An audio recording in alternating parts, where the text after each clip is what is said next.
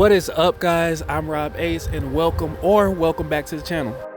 Please excuse this crazy face I'm making. I have no clue what I was looking at. So not too long ago, my pops came across this old Sean John jacket that's been sitting in the back of his closet for almost 20 years. So of course I had to create some fire and give this old school jacket a piece of new life.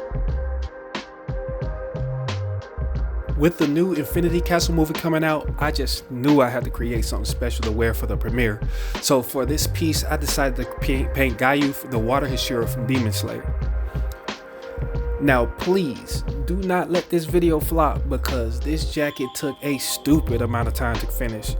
Gaiu's design is crazy detailed, and painting them on such a big surface was no joke. It felt like I was painting a mural on a parachute. For this one, I wanted to experiment a little bit more than usual. So since Gaiu's fighting style is called water breathing, I wanted to capture that calm flowing effect on the jacket itself. I used an old brush and gently tapped to create this ripple texture from the foam. And personally, I think it came out dope, but what do you guys think? Should I have left this detail out?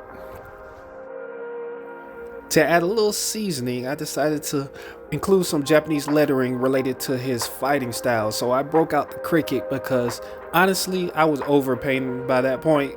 But of course, it could not be a smooth process.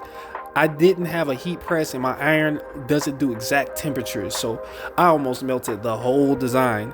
And after a lot of trial and error and maybe a little bit of panicking, I finally managed to save it.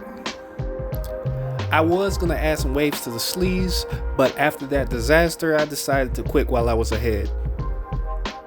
And here's the final result. I think it came out cool, clean, and wavy, just like me. But let me know what you think in the comments.